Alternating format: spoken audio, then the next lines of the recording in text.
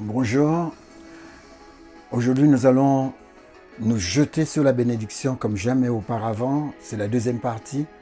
Nous allons voir comment l'acquérir. Je vais essayer de vous donner des exemples pratiques. Je voudrais néanmoins vous dire que les Israélites ont eu le même problème que la plupart d'entre nous. Et le problème n'a pas été le fait que Dieu était là. Le problème a été le fait qu'ils n'avaient pas mis des barrières à leur manière de penser, ce qui fait que Dieu ne pouvait pas agir et leur donner la bénédiction qu'il avait prévue.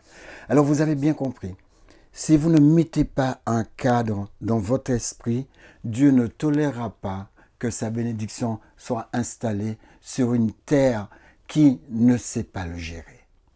Alors, c'est à nous maintenant de comprendre que Dieu n'aime pas le chaos. Je l'ai déjà dit, je le répète. Dieu aime l'administration des choses. Rappelez-vous le jardin d'Éden. Ça, c'est un principe universel. Or, la terre était chaotique et vide. Les ténèbres couvraient l'abîme. L'Esprit de Dieu était là, il planait au-dessus des eaux, mais rien ne se passait.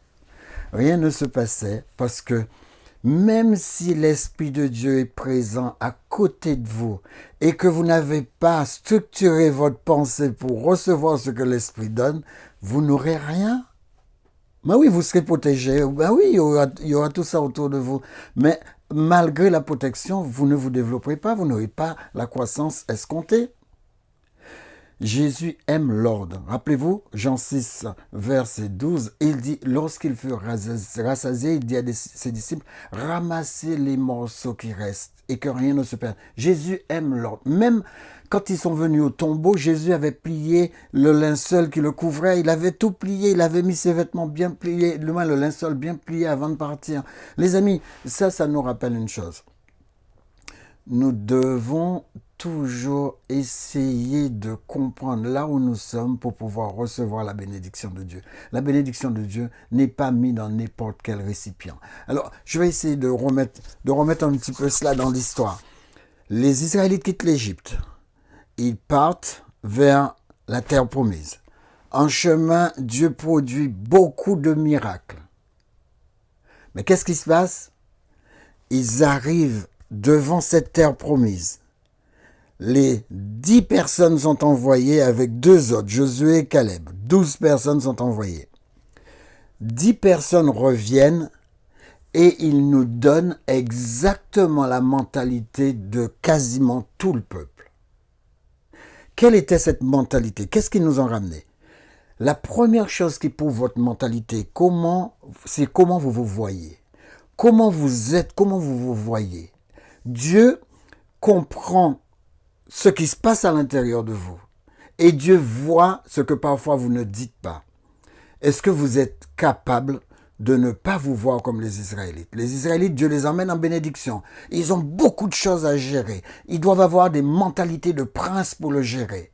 Et vous savez ce qu'ils disent? Nous sommes comme des sauterelles devant eux. Leur mentalité se voit tout de suite. Dieu n'a pas besoin de plus. Il savait déjà, mais il voulait que les Israélites soient confrontés à la situation pour que sortent de l'intérieur de ce qu'ils étaient vraiment. Josué et Caleb ont dit, nous allons les vaincre parce que l'Éternel est avec nous. Eux, ils ont dit, nous sommes à leurs yeux comme des sauterelles. Et ils se sont mis à remplir la tête du peuple. Et le peuple a été d'accord avec eux. Et vous savez, Dieu s'attendait à ce que le peuple ait quitté l'Égypte et que le peuple soit libéré de cette conception d'esclavage. Mais vous savez, les Israélites n'arrêtaient pas de penser aux concombres qu'ils avaient en Égypte. Moïse, pourquoi nous as-tu emmenés ici pour mourir dans le désert? Nous avions des concombres en Égypte. Ils ne pensaient qu'à ça. Donc ils se limitaient. Dieu peut rien d'autre te donner, c'est des concombres que tu veux. Et tu veux pas n'importe quel concombre, tu veux des concombres d'Égypte. Alors que tu étais esclave pendant 400 ans. Donc, les amis, il faut avoir une infrastructure dans votre cerveau, une infrastructure qui permet de gérer ce que Dieu va vous donner. C'est pourquoi Jésus nous dit, rappelez-vous ça, Jésus nous dit, vous ne pouvez pas avoir plus, je vous donnerai pas plus si vous ne savez pas gérer ce que vous avez. Jésus est clair dessus. Dieu ne te donnera pas de grandes choses si tu ne sais même pas gérer les petites choses. Si Dieu te donne une voiture d'occasion et que toi, tu ne peux même pas nettoyer la voiture, passer un peu d'eau sur la voiture, montrer à Dieu que je sais gérer cette voiture, donc Seigneur, tu peux me donner quelque chose de plus grand. Il y a des gens qui transforment leur voiture en poubelle et ils s'attendent à ce que Dieu leur donne une nouvelle voiture. Les amis, mais si tu as une nouvelle voiture, tu vas la transformer en poubelle également parce que celui-là, tu le transformes déjà en poubelle. C'est comme ça que Dieu fonctionne. Dieu aime les ressources. Et Dieu ne met pas les ressources dans la main de n'importe qui, même de gens qui prient. Je sais que vous allez m'en vouloir pour ce que je dis. Vous croyez que les Israélites ne priaient pas? Vous ne croyez pas que les Israélites allaient dans le sanctuaire? Malgré ça, ils n'étaient pas prêts. Ils n'étaient pas prêts. Il va falloir que vous montriez à Dieu que vous êtes prêt à recevoir. Si vous avez l'impression que le salaire que vous avez l'année dernière, pendant toute l'année, ne vous a pas suffi pour vivre, changez cette année. Et vous allez voir que Dieu va transformer les mêmes choses que vous gagnez en plus d'abondance. Il y a des gens qui viennent me raconter, ah vous savez, je suis béni, j'avais des difficultés financières et Dieu m'a envoyé un reliquat de la CAF. Bon. Ces personnes pensent en reliquat de la CAF. Vous voyez là où l'esprit est limité? Moi, je ne viens pas d'Égypte. Je ne peux pas penser comme ça. Moi, je pense que l'Éternel peut faire l'extraordinaire. Et le temps me manquerait pour vous raconter l'extraordinaire que Dieu fait dans ma vie. Pourquoi? Parce que j'ai appris par la Bible à fonctionner comme il faut. Il y a trop de gens qui prient et qui ne fonctionnent pas comme il faut. La prière ne fera pas des miracles extraordinaires dans votre vie. L'extraordinaire, c'est quelque chose que Dieu construit tous les jours. L'extraordinaire, le mystère de Dieu, c'est que son extraordinaire est construit tous les jours. Regardez tous les jours. Malgré la neige, j'ai vu des oiseaux voler. Où est-ce qu'ils vont manger, ces oiseaux? Mais je les ai vus passer là, malgré la neige. Les amis, Dieu est extraordinaire et Dieu n'est pas limité. Seulement, qu'est-ce qui limite le Dieu des chrétiens? Eh bien, c'est la manière dont leur cerveau est organisé.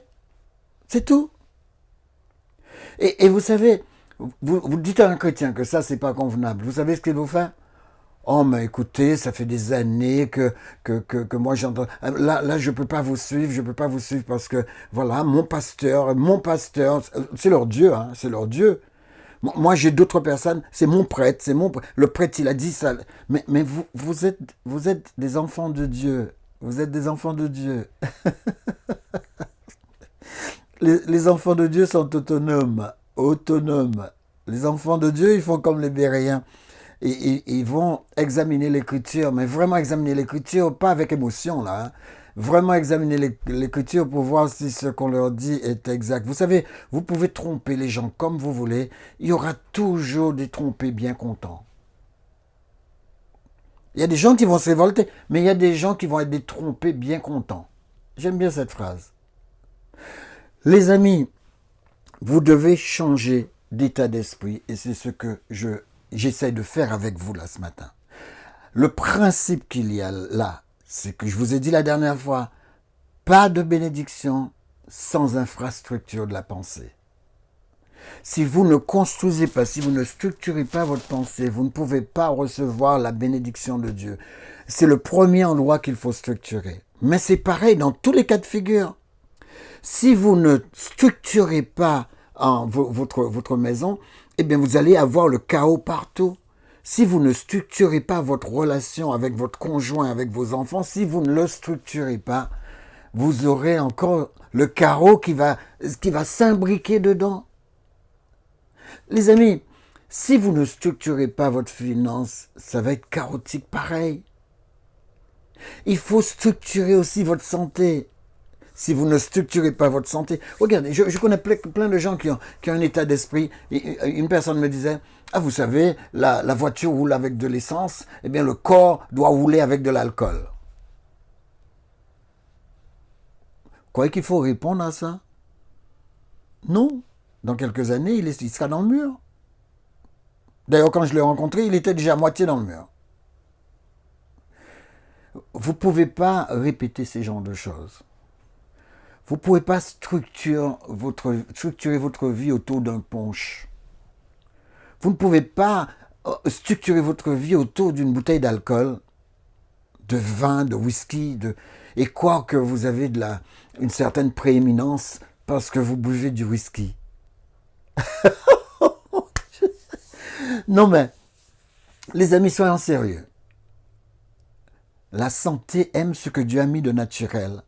La santé n'aime pas le transformer, la santé n'aime pas l'artificiel, la santé n'aime pas cela. Et vous avez remarqué, les personnes qui font le plus d'argent dans le monde, c'est les gens qui vous donnent des trucs artificiels. Les personnes les plus riches dans le monde, ce sont des gens qui vous accrochent aux artifices. Alors, essayez de structurer votre pensée pour faire jaillir la bénédiction de Dieu.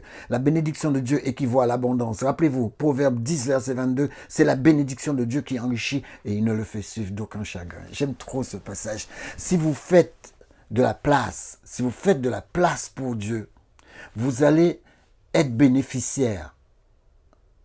Vous allez bénéficier de sa présence. Les amis, la présence de Dieu, c'est la gloire de Dieu. Quand Dieu est présent dans votre vie, vous rayonnez, vous faites valser les limitations. Parce que vous apprenez, vous acquérez de la connaissance dans tous les domaines que vous voulez. J'ai envie de savoir comment faire un mur, j'ai envie de savoir comment isoler un mur. Les amis, tout est sur Internet, il y a des vidéos qui vous montrent comment faire. Même si vous le faites mal une fois, vous allez pouvoir recommencer. Mais vous savez, ça va rentrer. Moi, quand certains maris me disent « Oh, mais non, je ne suis pas bricoleur. » Le gars n'est bricoleur dans aucun domaine. Le gars ne peut pas planter un clou. Le gars peut pas... Moi, j'ai vu des femmes... Quand elles ont vu le prix d'une rénovation, elles sont revenues. Les femmes se sont retroussées. Les femmes, hein, je vous aime, je vous trouve courageuses. Elles se sont retroussées les manches comme ça. Et quand je l'ai vue en train de travailler, j'ai dit, qu'est-ce que tu es en train de faire? Ton mari, il est où?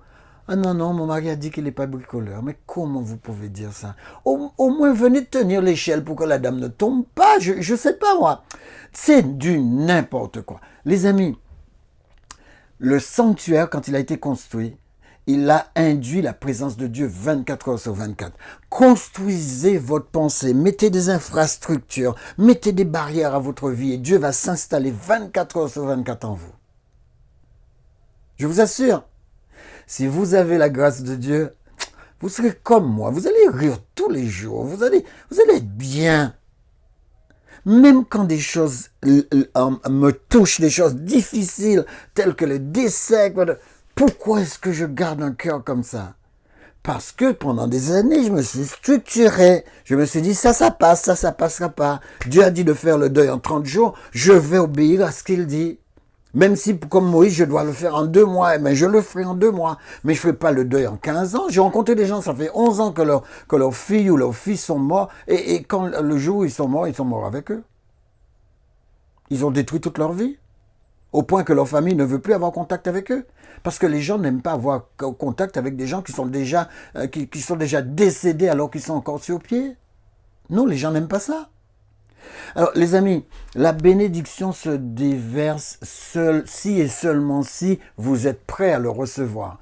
Vous n'aurez pas de promotion si vous ne développez pas les aptitudes et les capacités qu'il faut pour gérer ces promotions. C'est ce qui est arrivé aux Israélites. Ils n'ont pas construit une pensée capable de gérer Canaan. Alors, ils ont eu peur. Alors Dieu a dû les laisser partir dans le désert, mourir l'un après l'autre. Et de ces gens-là, Dieu a tiré une nouvelle génération. Est-ce que vous voulez être parmi les gens de qui Dieu va tirer une génération? Parmi des gens de qui Dieu est simplement en train d'attendre qu'ils ne soient plus là pour s'occuper de leurs enfants? Moi, je ne veux pas. Je veux que Dieu s'occupe de moi et qu'il s'occupe aussi de mes enfants. Mais je ne veux pas que Dieu soit là en attente. Quand est-ce qu'il part, pour que je puisse m'occuper de sa progéniture. Ah, il a déjà 3 enfants. Eh bien, boum, il peut partir. Les amis, il ne faut pas que Dieu pense comme ça de vous. Dieu a dit ça des Israélites. Il les a emmenés dans le désert pour mourir dans le désert parce qu'ils ne pouvaient pas enlever leurs limitations. L'Égypte était loin derrière eux, mais ils avaient l'Égypte dans la tête et Dieu n'en voulait pas. Dieu ne peut pas construire sur l'Égypte. D'accord? Alors vérifiez votre pensée, vérifiez votre mentalité.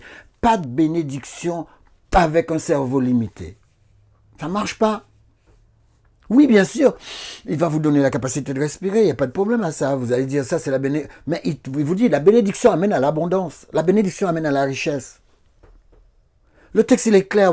Je répète encore, 10-22 de Proverbes. Il dit, c'est la bénédiction de Dieu qui enrichit. La bénédiction est appelée à enrichir.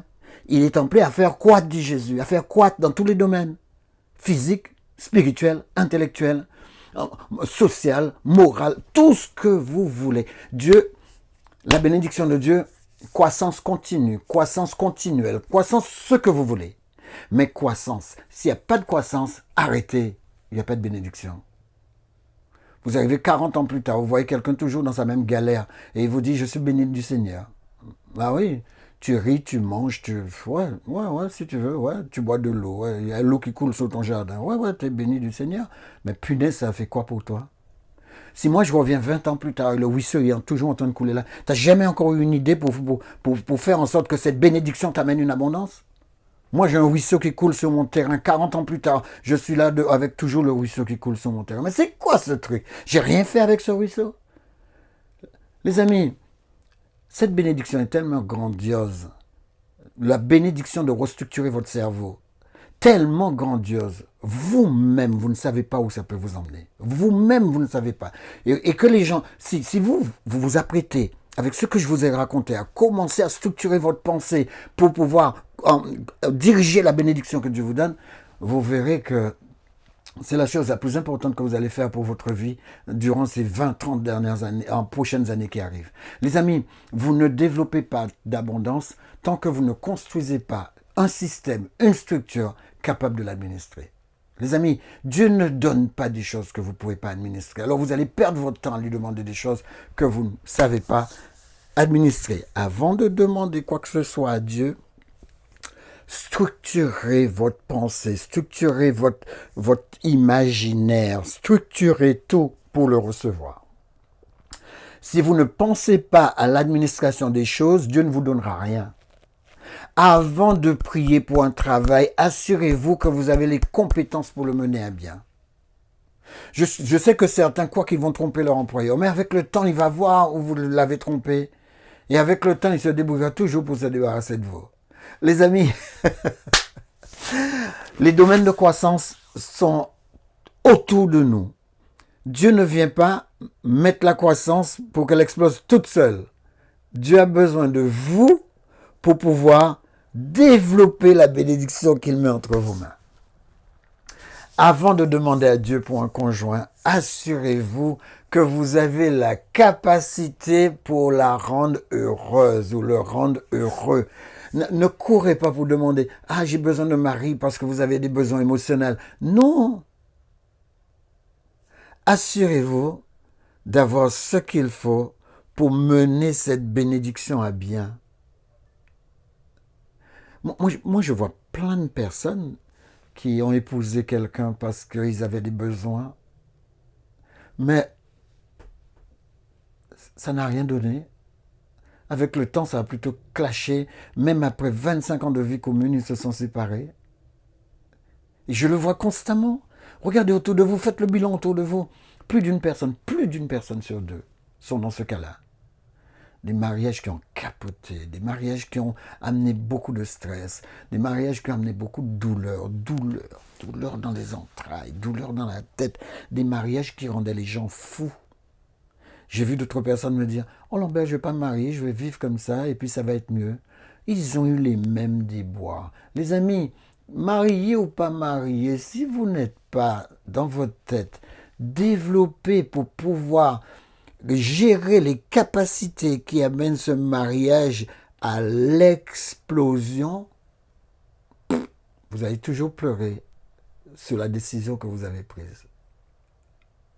Les amis, votre situation financière n'est pas une punition, mais c'est une information qui vous renseigne sur la force ou la faiblesse de votre capacité à l'administrer. Je répète, écrivez bien ça quelque part. Votre situation financière n'est pas une punition, mais c'est une information qui vous renseigne sur votre force ou votre faiblesse à l'administrer. Il vous renseigne sur votre incomplétude quant à votre préparation. Le marasme financier vous renseigne sur vous. Un débord financier vous renseigne sur vous. Les choses ne tombent pas sur vous comme ça. Les choses sont construites par vous. Vous allez me dire, ah oui, Lambert, je suis dans un déboire financier, pourtant, qu'est-ce que j'ai fait attention à ma gestion? Non! La plupart des gens qui sont dans cette situation, ils ne savent pas gérer un euro qui rentre et ils ne savent pas gérer l'euro qui sort. Ils n'ont aucune idée de ce qu'ils font avec l'argent que le Seigneur met entre leurs mains. Non? Alors ils passent leur vie comme ça, et puis, faute d'administration, tout périra. Dès que vous abusez de quelque chose, la chose vous est retirée. Abusez de votre femme. Elle s'en ira un jour. Elle peut avoir peur maintenant parce que vous lui donnez des coups de poing, mais un jour elle s'en va. Un jour elle n'aura plus peur. C'est pareil, les femmes qui abusent de leur mari, qui lui parlent n'importe comment. Moi j'ai assisté à ça, une fille qui parlait à son mari comme si son mari était une serpillière.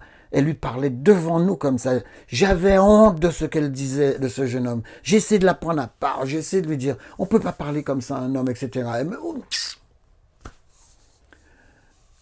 Le résultat, ça fait 30 ans qu'elle est toute seule. 30 ans qu'elle est toute seule. On dirait que quand vous faites du mal à quelqu'un, les autres personnes qui vous rencontrent, ils repèrent le mal que vous faites. Et ils ne veulent pas rester dans votre environnement. Les gens ne veulent pas être dans un environnement où on leur fait mal. Les amis, moi je voudrais que vous compreniez pourquoi Dieu retient sa bénédiction. Dieu retient sa bénédiction quand vous n'avez pas développé des capacités de pouvoir transformer cette bénédiction en abondance. Alors, est-ce que vous êtes prêts pour ce que vous demandez? Est-ce que vous êtes prêts pour ce que vous construisez? Est-ce que vous pouvez créer les structures qu'il faut? Est-ce que vous n'êtes pas limité par les informations que vous avez eues? Parce que beaucoup de gens ont des connaissances bibliques et les connaissances bibliques sont mitigées, tellement mitigées qu'ils sont perdus. Les amis, l'architecture c'est quelque chose qui est défini. Les barrières sont quelque chose que vous définissez. Donc nous n'avons pas à attendre les circonstances. Nous devons provoquer les circonstances. Vous ne pouvez pas attendre que ça aille mieux. Vous devriez avoir la connaissance, vivre la connaissance, apprendre comment structurer votre pensée, votre environnement, vous protéger ce que Dieu vous donne, afin que ce que vous donne soit dans un environnement qui permette à cette chose d'avoir de l'accroissement. Les amis, j'irai un peu plus loin sur le principe. Là. Si vous voulez vraiment obtenir la bénédiction de Dieu, il vous faut de l'ordre. Je l'ai déjà dit, je ne le répéterai pas. Je vous ai dit la dernière fois que Joseph a parlé à Pharaon des 7 années de famine qui allaient suivre les 7 années d'abondance qu'ils étaient en train de vivre. Et ce n'est que quand Joseph il a déclenché en disant « Voilà ce que je conseille qu'on pourrait faire ». Pharaon a dit « C'est ça que tu conseilles ?» Eh bien, tu es capable de le mettre en application. Et Pharaon a fait de Joseph la deuxième personne du royaume. Les amis, c'est pareil pour Salomon. Sa richesse n'est pas accidentelle. Il a organisé les corps de métier. Il a organisé des infrastructures. Il a organisé des relations internationales.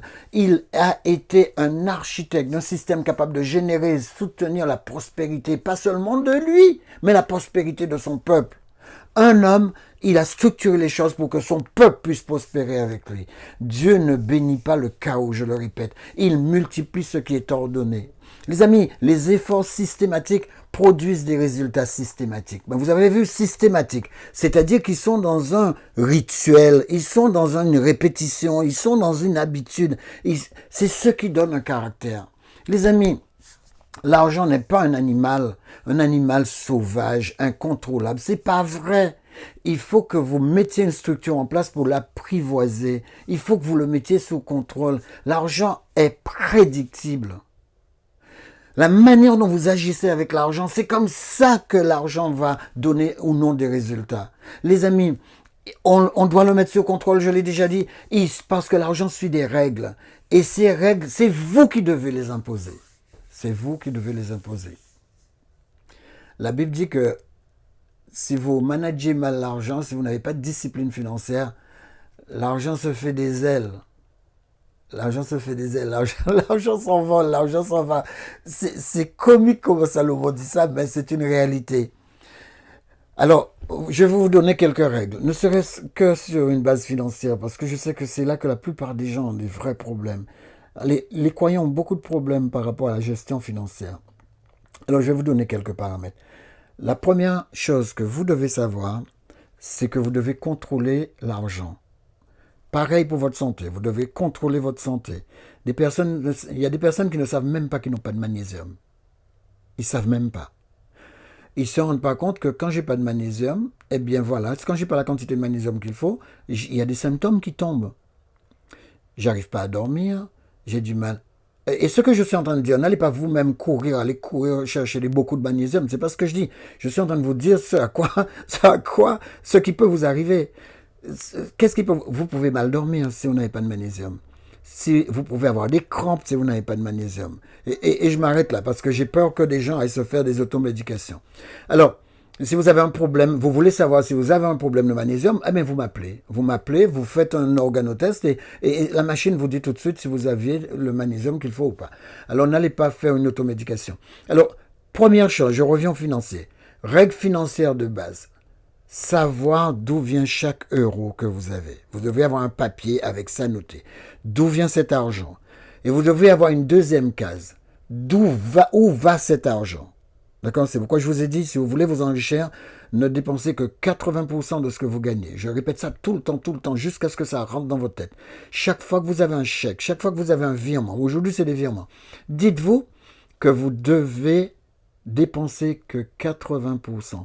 Si vous voyez que vous dépensez plus de 80%, baissez vos besoins. Les besoins sont plus faciles à baisser que l'augmentation de l'argent. D'accord? Alors, savoir d'où vient cet argent, savoir où cet argent va partir. C'est comme ça que vous gérez. Vous pouvez contrôler la sortie si vous savez où cet argent va partir. Mais si vous marchez dans un supermarché et que tout ce que vous voyez en solde, vous l'achetez, eh bien, vous ne savez pas où va cet argent. D'accord? Il faut absolument que vous puissiez vous construire. Pour construire une vie financière, il faut construire des comptes spécifiques. Des comptes spécifiques pour des projets spécifiques. D'accord? Alors, ayez un compte pour donner. Moi, c'est ce que je fais. J'ai un compte bancaire où il y a de l'argent, que de l'argent, pour donner. Ce sont mes offrandes. D'accord? Alors, vous pouvez construire. Vous allez maintenant sur votre apps et vous construisez le nombre de comptes bancaires que vous voulez.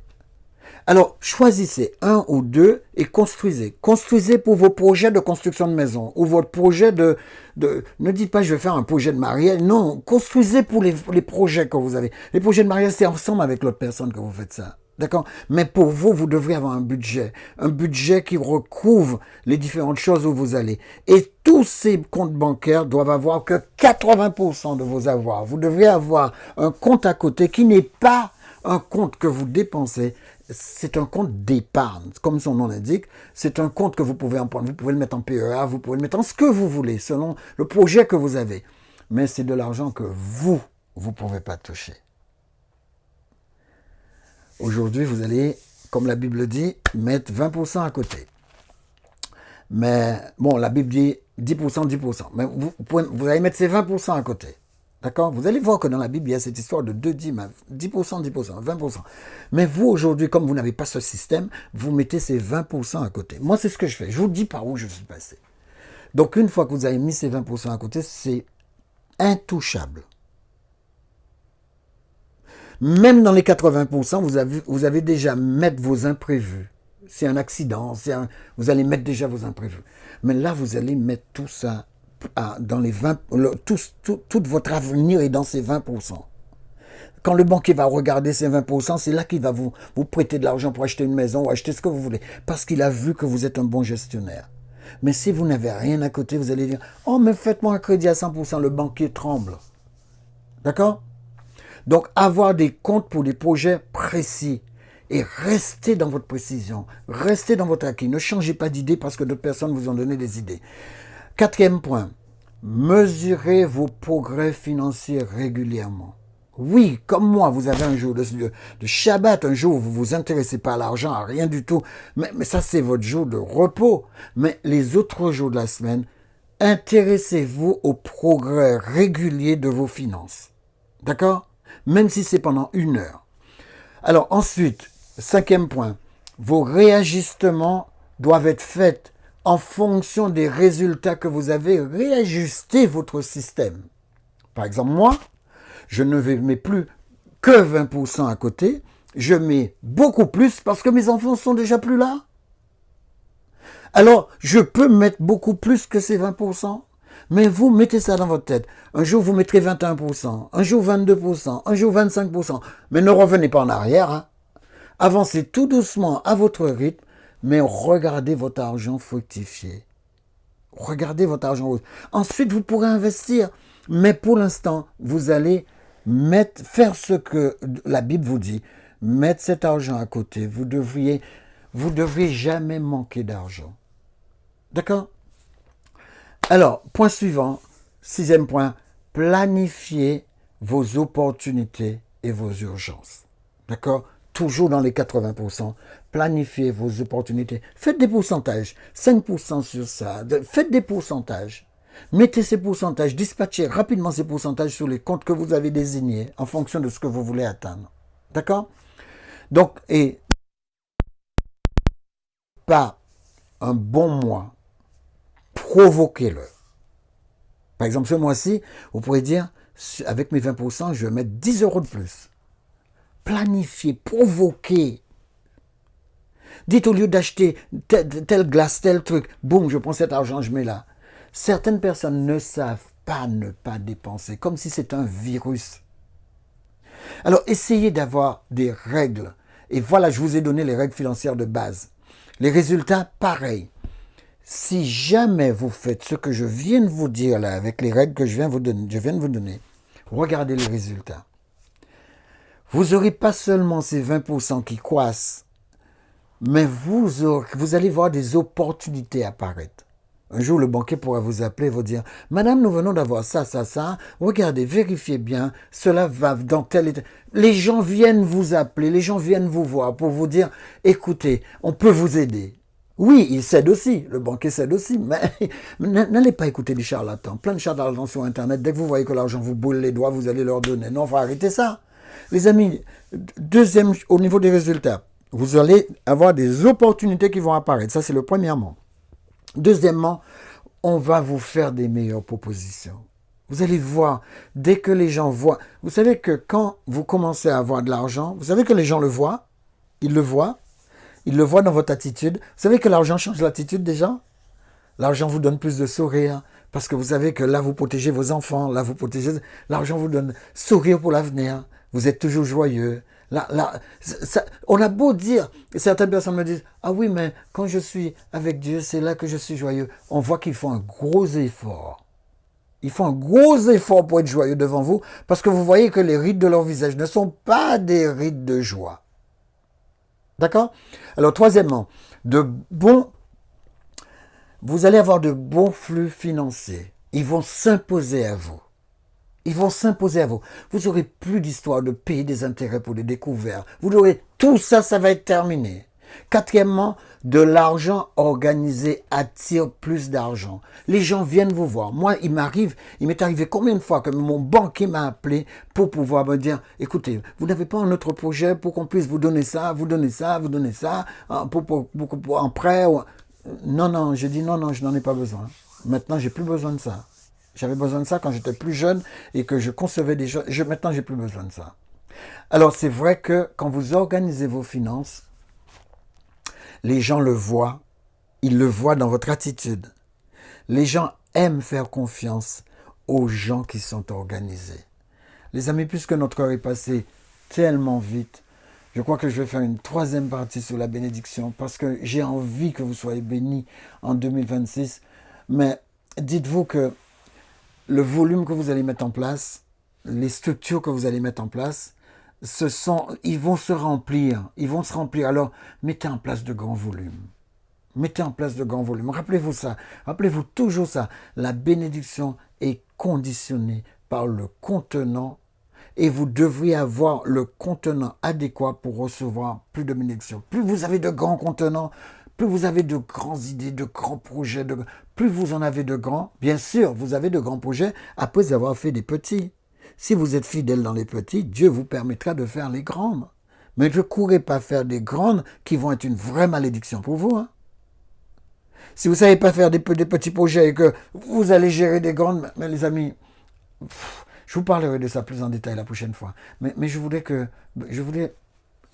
appeler la bénédiction sur vous. Éternel notre Père Céleste, tu connais le cœur de tous tes enfants, tous ceux qui te servent, tous ceux qui se tournent vers toi pour pouvoir avoir la vie. Et je voudrais, Éternel, te les présenter en te demandant de poser ta main sur eux, de les aider à assimiler ces concepts, à pouvoir les transcrire dans leur vie et me donner, Éternel, l'intelligence de leur donner le plus de détails possible afin qu'ils puissent construire cela de chez eux et pouvoir accéder à ta bénédiction en tout accroissement. Que tout cela, Éternel, soit pour ta gloire au nom de Jésus. Amen. Que Dieu vous bénisse. Shabbat Shalom. Nous nous retrouvons samedi prochain.